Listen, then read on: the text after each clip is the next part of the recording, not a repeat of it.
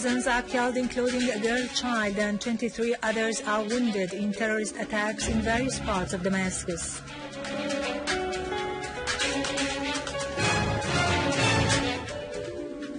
Syrian Arab Army units eliminate terrorists in several governorates.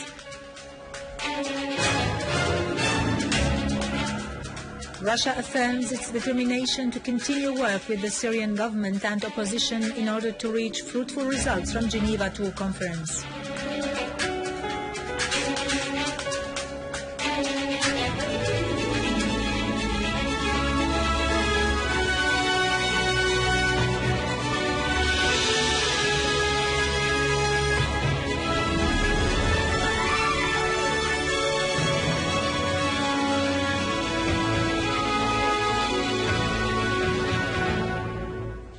Good afternoon, ladies and gentlemen, and welcome to our news for today. A Damascus police command source has announced the death of a girl child and the injury of a woman and a female child when a mortar shell fired by terrorists fell near Al-Jubba Square in Sheikh Muhyiddin neighborhood in Damascus. 3 citizens were killed today and 21 others were injured in a terrorist attack with mortar shells in Baghdad Street, the center of the vocational rehabilitation of the handicapped and Martyr Ahmad Hamish Hospital in Barza neighborhood in Damascus. A police command source said a mortar shell fired by terrorists fell on a house in Baghdad Street, killing 3 citizens and wounding 4 others. The source added that 17 citizens were injured when 2 mortar shells fell in the surroundings of Hamish Hospital in Barza neighborhood. 2 other shells hit the complex of the Vocational Rehabilitation Center for the Handicapped. No casualties were reported.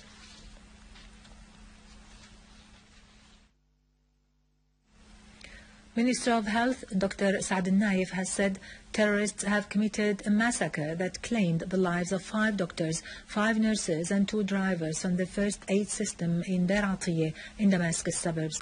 Also in Damascus suburbs, the Syrian Arab Army has eliminated armed terrorist groups and destroyed their criminal tools south of the plastics factory and in Mabrak al-Naqa district in Al-Nabak, as well as northeast of Yabrud Bridge. On the ground, Syrian Arab Army destroyed a terrorist hideout in the vicinity of Bilal al-Habashi Mosque in the city of Dar'a, killing many terrorists inside and injuring others. The army also eliminated an armed terrorist group that had tried to infiltrate from the town of Int'l to attack the residents in As-Sanamin in Dar'a countryside.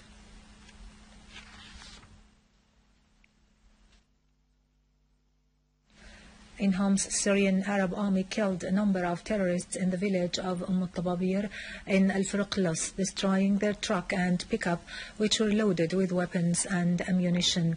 The Syrian Arab Army also destroyed several terrorist hideouts in Zara, Al-Husn, Al-Ghasibiyya village and the surroundings of Al-Dwair, killing many of them. Meanwhile, the army eliminated a sniper who was taking a position in a residential building between the neighborhoods of Al-Qarabis and Jurat al-Shayyah. The army also destroyed a terrorist gathering near At-Tahya Mosque in Bab Houd.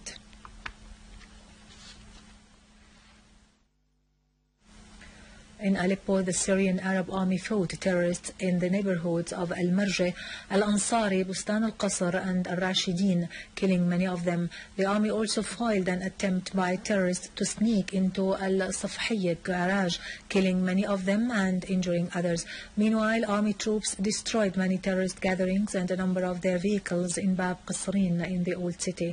In Aleppo countryside, Syrian Arab Army pounded a terrorist gathering, destroying 2 of their vehicles, which were packed with weapons and ammunition in the vicinity of Al-Kindi Hospital, eliminating many terrorists in the areas of Al-Ramoun, Al-Mansoura and the vicinity of the central prison. The army also destroyed many terrorist hideouts in the villages and towns of Babis, Arbin, Queris, Al-Jdeide and Handarat. In Hama countryside, Syrian Arab Army eliminated several armed terrorist groups east of Al-Asaliya village and to the north of Al-Matiq castle, destroying a number of their cars which were loaded with weapons and ammunition.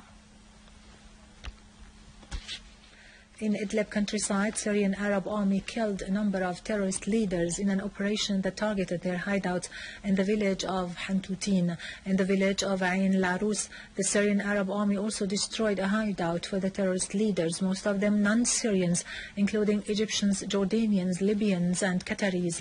The Syrian Arab army also pounded several terrorist gatherings and hideouts, killing all terrorists inside in Ma'arrat Masrin, Binnish and Nahaliya. In Latakia, the Syrian Arab Army units targeted several terrorist gatherings in the villages of Al-Rabi'a, Salma, Saqiyat, Al-Kirt, Ghmam and Al-Khadra, destroying many vehicles carrying missiles or equipped with different kinds of machine guns, killing many terrorists, including leaders of the so-called Islamic State in Iraq and the Sham. Army units also destroyed a vehicle loaded with explosive devices in the village of Ain al-Qantara, killing a number of terrorists, including the Jordanian Abu Trab, leader of the so-called Al-Ifta Circle in the Islamic State of Iraq and the Sham. Meanwhile, a vehicle loaded with missiles blew off in the village of Wadi Hizairin, killing many terrorists.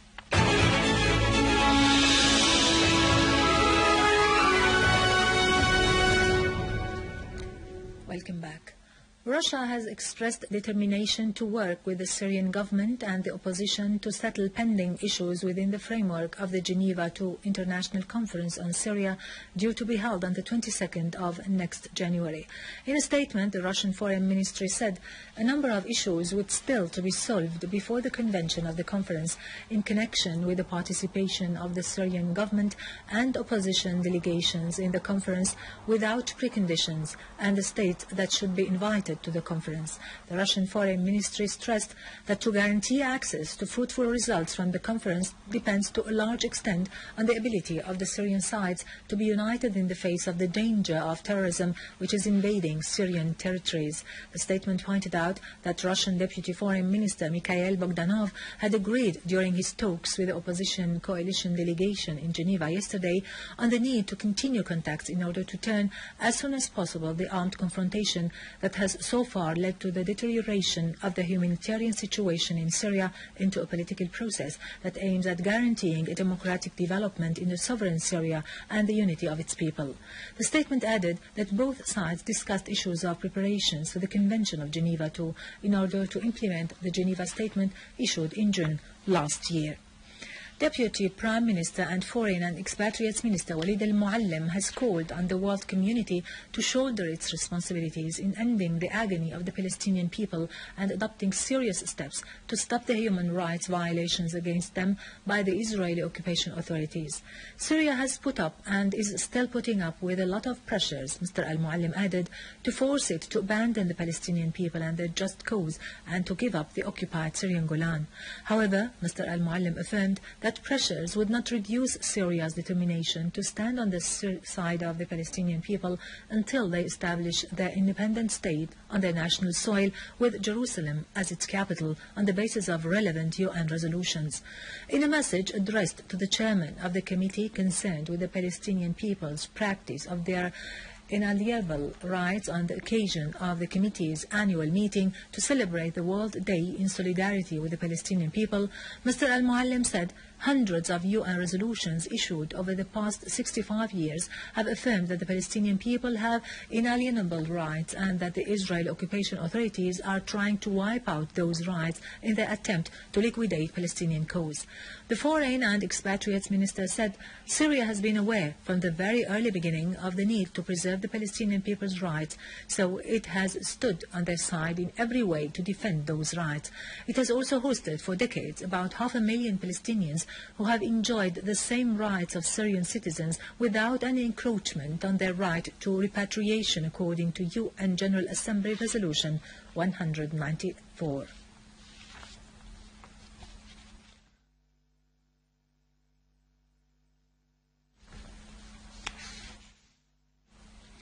The Syrian Arab Republic has joined the international treaty to facilitate access to published works by visually impaired persons and persons with print disabilities. The treaty was signed on behalf of the Syrian government by Syria's permanent representative to the UN in Geneva, Faisal al-Hamwi, at the headquarters of the International Intellectual Property Organization. Al-Hamwi stressed that through its quick joining of the treaty and in being the first state in the region that joins it, the Syrian government has thus proved its keenness to respect and to provide all rights to its citizens, particularly to the disabled, and assist them in coping with the intellectual, scientific and cultural developments of the contemporary world. The treaty aims at addressing the challenges that obstruct the full intellectual growth of the disabled and help them participate in various aspects of cultural life and take advanced steps in the domain of knowledge and science. The signatories to the treaty should work to update their national laws according to the treaty provisions and encourage international cooperation to serve its objectives.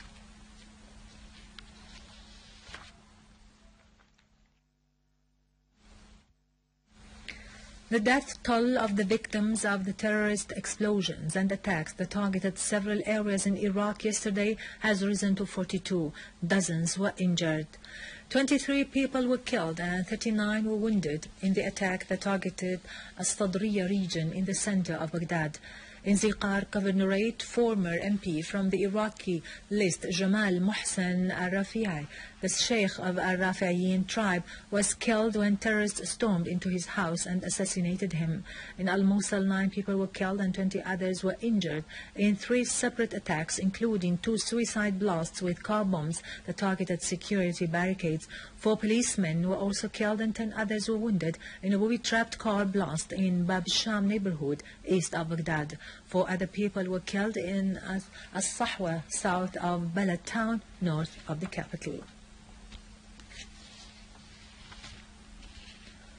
Finally, Iranian Foreign Minister Mohammad Jawad Zarif has said uranium enrichment will continue inside the country, affirming that Iran will be committed to the Geneva Accord provisions as long as the other side is committed to them. Zarif has described the accord as historic, stressing that Iran's nuclear rights are legitimate. He said the 20% enrichment process that was formerly conducted will now be carried out at a percentage of 5%. Zarif pointed out that the 4th article of the Nuclear Arms Non-Proliferation Treaty stipulates such right, adding that when the 5+1 group realized that they could not go forward with their language of force and threat, they decided to respect the right of the Iranian people. With this, we end our news for today. Thank you for watching. For more details about Syria and the region and to view this bulletin again, you can always visit our website in English, syriaonline.sy. Now to latest business and market news with Nariman Qassam, but after a short break.